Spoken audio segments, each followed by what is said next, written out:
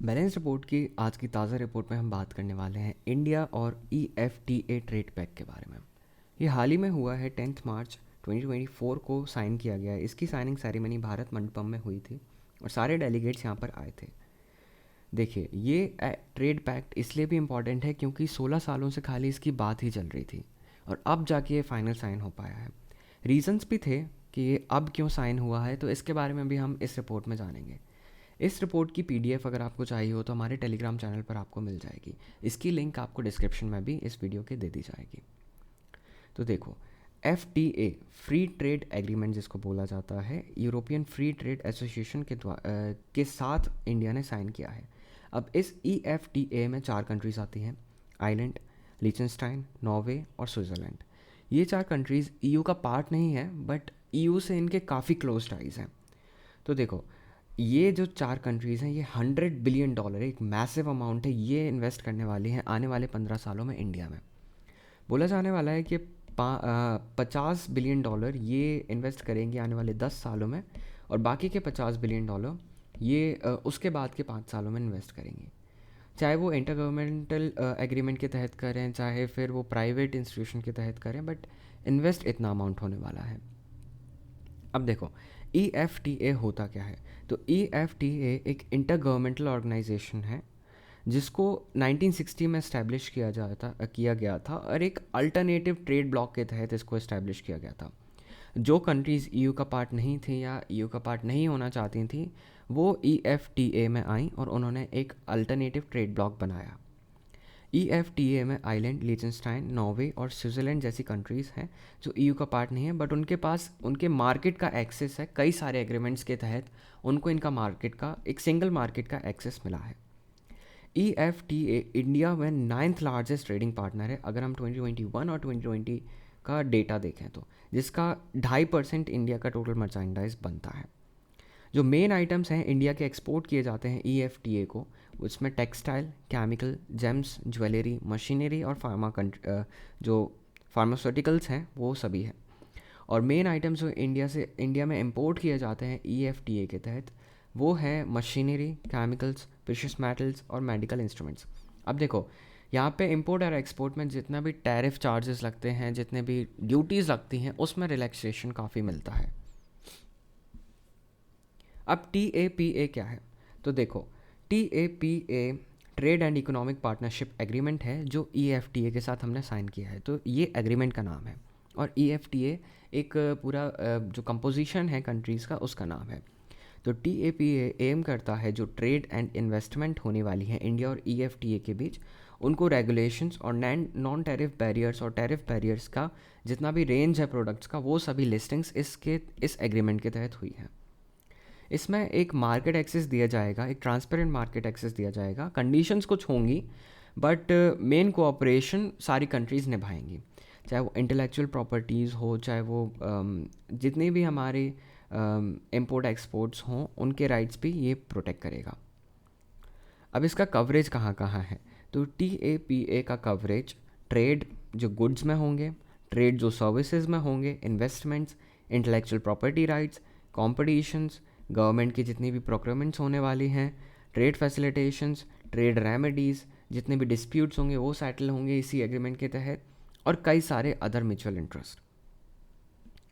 Recent highlights आप पढ़ सकते हैं, बाकी इंपॉर्टेंट इसलिए नहीं है क्योंकि ये एक जनरल चीज़ें हैं। जैसे इंडिया ने प्रपोज़ किया था कि हम जेंडर इक्वालिटी पे टॉक्स करें, वुमेन एम्पावरमेंट में टॉक्स करें, TAPA के नेगोशिएशंस में सोशल डेवलपमेंट करें, और जितने भी चैलेंजेस आएंगे ग्लोबल इकोनॉमिक और ट्रेड इन्वायरमेंट में, वो सभी हम एक्नॉलेज करें। तो ये सब नॉर्मल सी चीज़ें आप पढ़ सकते हैं। देखो, अगर आप UPSC कर रहे हैं तो ये बहुत इंपॉर्टेंट हेडिंग है, इंडिया के EFTA कंट्रीज़ के साथ रिलेशंस कैसे हैं। देखो, इंडिया और स्विट्ज़रलैंड रिलेशंस आप पहले से जानते होंगे। इंडिया और स्विस मार्केट के काफ़ी गहरे रिलेशंस हैं। जैसे स्विस जो ज्वेलरीज़ होती हैं, जो प्रोडक्ट्स होते हैं, जैसे चॉकलेट्स, वॉचेस, बिस्किट्स, वो काफ़ी इंडिया में परचेज़ किए जाते हैं।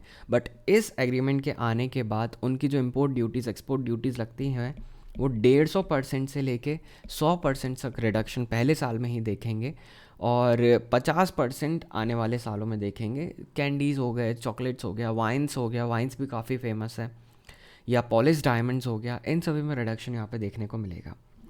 अब आगे बढ़ें तो इंडिया और स्विस के रिलेशंस इंटर गवर्नमेंट फ्रेमवर्क के तहत भी बंधे हुए हैं, जैसे कि एक Indo Swiss joint research programme का भी लॉन्च हुआ था।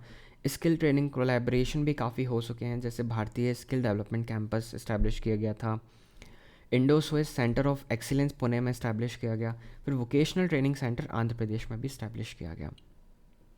स्विट्ज़रलैंड को भारत का 12th लार्जेस्ट इन्वेस्टर माना जाता है, जिसका 1.07 total foreign direct investment India में है, अप्रैल 2000 से सितंबर 2019 के डेटा के हिसाब से। अब इंडिया और नॉर्वे के रिलेशन, देखो नॉर्वे इतनी बड़ी कंट्री नहीं है बट इंडिया के काफ़ी अच्छे रिलेशन है। जैसे इंडिया और नॉर्वे ने साथ में मिलकर एक टास्क फोर्स इस्टेब्लिश की थी, blue economy for sustainable development उसका नाम दिया था, और 100 से ज़्यादा नॉर्वेजियन कंपनीज़ इंडिया में ऑलरेडी इस्टेब्लिश हो चुकी हैं। फिर नॉर्वेजियन पेंशन फंड ग्लोबल भी इस्टेब्लिश किया था, जिसके तहत इंडिया में एक सिंगल फॉरेन इन्वेस्टर के तहत इंडिया में इन्वेस्टमेंट उन्होंने करी थी। अब देखो एकेडमिक कोलैबोरेशन भी कई सारी कंट्रीज़ के साथ हैं, वैसे ही हमारे नॉर्वे के साथ भी हैं, जैसे मद्रास आईआईटी मद्रास और जो Indian institute of wind energy in Chennai है, और उसका कोलैब हुआ था इंस्टीट्यूशन इन नॉर्वे के साथ। तो कई सारे कोलैब पहले भी हो चुके हैं, पर आपने इंडिया और आइलैंड के रिलेशंस के बारे में ज़्यादा नहीं सुना होगा, जबकि उन्होंने अपने जो डिप्लोमेटिक रिलेशन है वो 1972 में इस्टेब्लिश हो चुके थे और 2005 के साथ काफ़ी ज़्यादा हाई लेवल विजिट और एक्सचेंजेस के साथ स्ट्रेंथन हुए थे। इंडिया और आइलैंड में एक डेमोक्रेसी है दोनों में, और मल्टीलेटरलिज्म है, और रूल ऑफ लॉ दोनों में इस्टेब्लिश है। तो ये एक डिस्टिंक्ट फीचर्स नहीं है, ये कॉमन फीचर्स हैं। आइलैंड इंडिया के जो परमानेंट सीट है यूएन में उसको सपोर्ट करता है, तो ये एक इम्पॉर्टेंट पॉइंट बन जाता है। तो ये हमारे एक साथ में खड़ी हुई कंट्रीज़ हैं। हालांकि अब तो ये बहुत बड़ा इशू बन चुका है कि इंडिया को यूएनएससी में परमानेंट सीट मिलनी चाहिए। रशिया ने भी सपोर्ट, बहुत सारी कंट्रीज़ ने सपोर्ट दिया है, तो इस पर भी आगे हम चर्चा करेंगे। इंडिया और island cooperation in trade, renewable energy, science and technology, education, culture and development में भी कोऑपरेशन दिखाते हैं, और कई सारे हमारे डबल टैक्सेशन अवॉइडेंस एग्रीमेंट भी उनके साथ हो चुके हैं, जिसके तहत हमें ट्रेड में उनसे बहुत आसानी होती है। इंडिया और लिechtenstein के रिलेशन ये थोड़े आपने नहीं सुने होंगे। तो दोनों कंट्री में फ्रेंड रिलेशंस है, म्यूचुअल रिस्पेक्ट है, कोऑपरेशन है। 1.59 मिलियन डॉलर का हमारे बीच में बायलैटरल ट्रेड हुआ था 2016-17। उसके बाद का डेटा हमें कम देखने को मिला है। हाई लेवल विजिट्स होते रहते हैं दोनों कंट्रीज़ के, ठीक है, तो ये इम्पॉर्टेंट है। जबकि लिechtenstein भी इंडिया के परमानेंट कैंडिडेचर को सपोर्ट करती है। अब FTA, अब आप मानोगे कि FTA रिवाइव क्यों हुआ। देखो 16 सालों से ये अटका पड़ा था, बहुत डील्स हुए, बहुत ज़्यादा बातें हुई, हाई लेवल विजिट्स हुए, बट नहीं हो पा रहा था। तो बाद में अब जाके इसलिए भी हो रहा है क्योंकि कई सारी कंट्रीज़ हैं, उनका म्यूचुअल इंटरेस्ट है कि हम चाइना जैसी कंट्रीज़ में डिपेंडेंसी कम करें। चाइना के पास बहुत रिसोर्सेज हैं, हम कई हद तक कम करना भी चाहें, बट कुछ चीज़ें ऐसी हैं जो हमें वहाँ से मंगानी ही पड़ेगी, चाइना, ताइवान। तो वहाँ पे हम जो साउथ एशिया है, इसलिए हम वहाँ पे डिपेंडेंसी कम नहीं कर सकते हैं। बट एक सॉल्यूशन ये भी है कि हम यहाँ से डिपेंडेंसी हटा के यूरोपियन यूनियन की तरफ चले जाएं, क्योंकि कुछ रिसोर्सेज हमें वहाँ से भी मिल सकते हैं, हमारा ट्रेड वहाँ पे भी हो सकता है। अब इसके की डिसीजंस कौन कौन से हैं, तो देखो इन्वेस्टमेंट कमिटमेंट्स हैं। पहला तो $100 बिलियन का इंडिया में, फिर मार्केट एक्सेस देना है, और फिर सेक्टोरल फोकस है, जैसे फार्मा, केमिकल्स, मिनरल सर्विसेज, ये सभी देना सेक्टोरल फोकस में आता है। अब ट्रेड पैक के कुछ हाइलाइट्स हैं, जैसे ये टैरिफ कंसेशंस देगा हमें, जितने भी चार्जेस लगते हैं या ड्यूटीज़ लगती हैं उसमें कंसेशन प्रोवाइड कराएगा, चाहे वो फार्मा हो, केमिकल प्रोडक्ट्स हो, मिनरल्स हो, या अदर की सेक्टर्स हो, इन सभी में। फिर कमिटमेंट्स हैं, जैसे 10 सालों में $50 बिलियन करेगा, और आने वाले $50 बिलियन उसके आने वाले 5 सालों में। इन्वेस्टमेंट फैसिलिटेशंस हैं, जैसे इन्वेस्टमेंट फ्लोज आएगा प्राइवेट सेक्टर का, EFTA कंट्रीज़ में जितने प्राइवेट सेक्टर, वहाँ से भी हमें इन्वेस्टमेंट मिलेगा, जिससे ट्रांसपेरेंसी, अकाउंटेबिलिटी भी बढ़ेगी, और कंसेशंस भी मिलेंगे हमें काफ़ी सारे, मार्केट एक्सेस मिलेगा। वीज़ा फैसिलिटेशन इंपॉर्टेंट है कि जो EFTA कंट्रीज़ हैं, हमें वीज़ा कैटेगरी से इंट्रा कॉर्पोरेट ट्रांसफरीज और इंडिपेंडेंट प्रोफेशनल्स होते हैं, उनको वीज़ा प्रोवाइड करेगी। इंडियन सर्विस प्रोवाइडर्स को एक अपॉर्चुनिटीज़ प्रोवाइड कराएगी वीज़ा के तहत।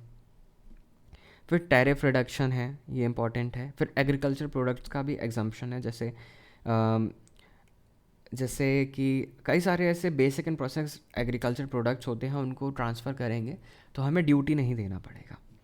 ये है इंडिया और EFTA का ट्रेड। इससे आप जान सकते हो कि हम कितना ट्रेड करते हैं।